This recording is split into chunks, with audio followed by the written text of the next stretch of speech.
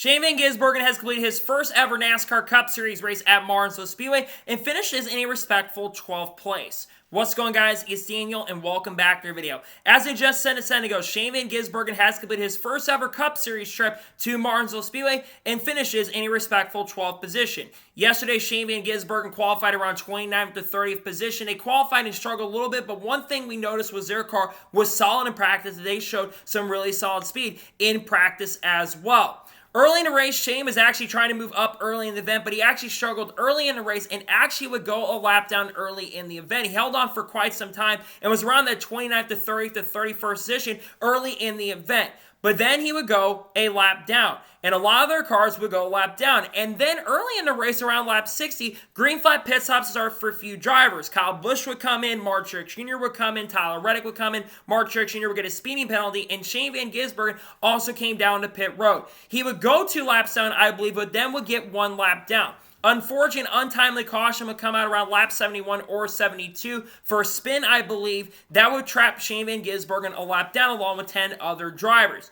Then we get back racing a few laps to go in stage number 1. There was some really solid racing up front. Chase Elliott continued to have the lead over William Byron and was able to hold on to the race lead quite a bit. Meanwhile, Shane Van Gisbergen actually fallen outside of the top 30 and was in 34th or 33rd position after losing ground on the restart. But methodically, Shane was starting to move his way back up to the front. By the end of stage number 1, Chase Elliott would come off the corner and win stage number 1, and Shane would come off the corner and be around 33rd or 34th position in stage number 1. Stage 2 would then start, and Shane would start methodically trying to make his way to the front. But we had a couple cautions early in stage number 2. We had a couple crashes from Carson Hocevar, who got in a couple drivers, and then we had more crashes that ended up happening. But the moment that Shane Van Gisbergen got back on the lead lap was around lap 150 to 200 when Mark Truex Jr. ended up spinning out. This would put Shane Van Gisbergen back on the lead lap, running around 30th to 31st position.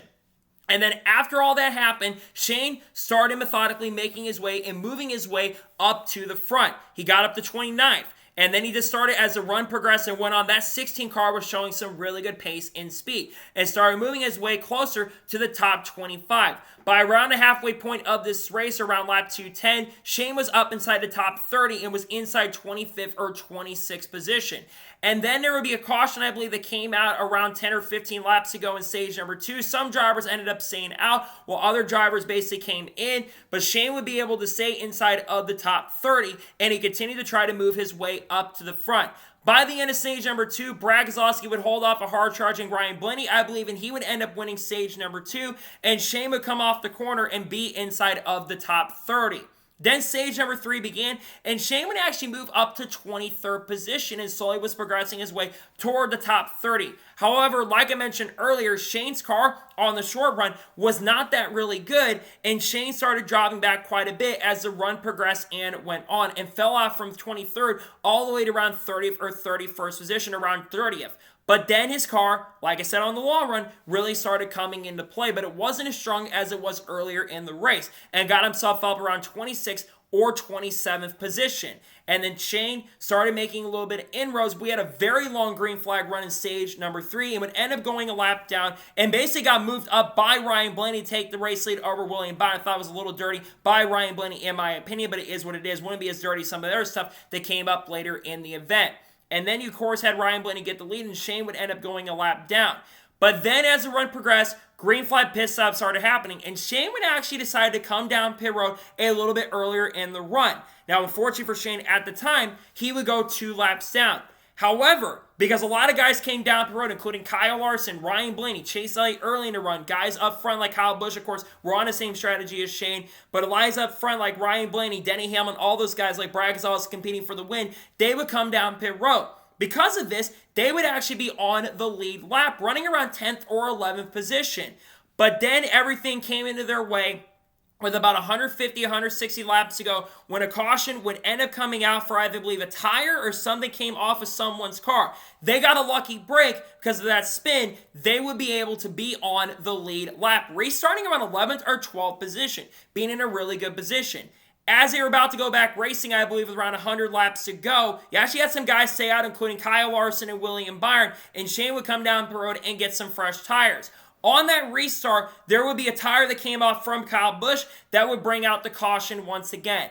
And then we got to the final restart of the event, and Shane would be restarting around 13th or 14th position. And as the run progressed and went on, Shane's car once again really started coming to life, and his car really started picking up some spots. He fell back as far around 13th or 14th position. By the end of the race, though, he was making some passes. Actually got by Alex Bowman near the end of the event, and was starting to pass some of the guys in a middle pack, and was running down the guys from about 5th to 10th who were trying to pass William Byron with all the race manipulation, ended up starting near the end of the event. Shane would try everything he could to get up there and make the pass for the positions and get up there to contend, but it would not be enough. And coming off the corner, Ryan Blaney would pick up his third win of 2024, with Chase Elliott coming home second and Kyle Larson coming home third. And Shane Van Gisbergen would come off the corner after having a really solid race and finish in 12th position on the lead lap. A very solid run for Shane Van Gisbergen today to finish inside the top 15 at Martinsville in the next-gen era, where the cars historically have not been that great at Martinsville. I know Trackhouse did prepare the car, and Ross did have a really strong run today.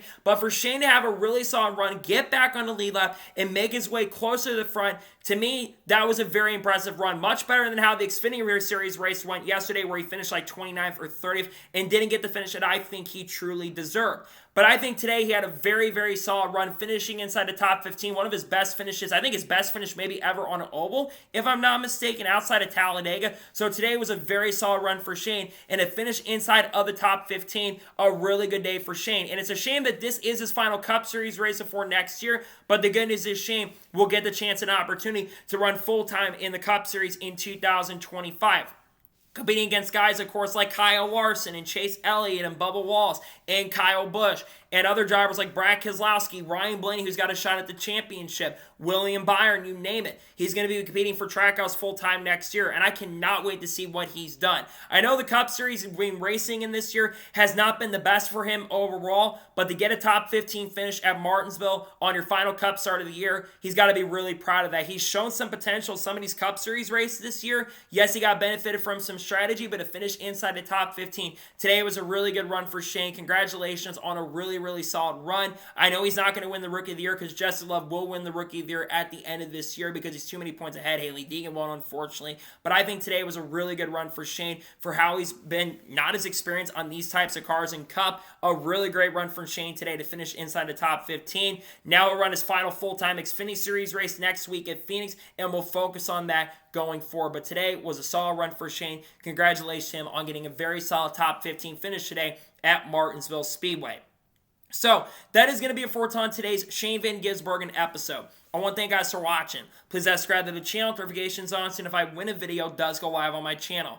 Follow me on Twitter, Facebook, and Instagram, and support me on Patreon as well. Let's go below that and comment your thoughts below on today's episode. How do you think Shane Van Gisbergen performed today at Martinsville? Let me know your thoughts in the comments below. Tomorrow on the channel, we of course are going to have a NASCAR news video, talk about the race manipulation from the race earlier today. We're also, of course, going to talk about other people like Kurt Busch, Carl Edwards, all that kind of stuff later this week as well. We'll also have truck championship predictions dropping. We'll talk about that as well. Tuesday, we're going to have NASCAR Xfinity championship predictions and truck series race picks. And if there's any major news that breaks throughout the rest of the week, we'll discuss it live on the channel. Got a lot of great content dropping over the course of the next couple of days that I cannot wait for you guys to check out. So anyways, like I said, I want to thank you guys for watching today's episode, and I'll see you guys next time for more great, awesome NASCAR content and other motorsports content on the channel like this. Take care, everybody.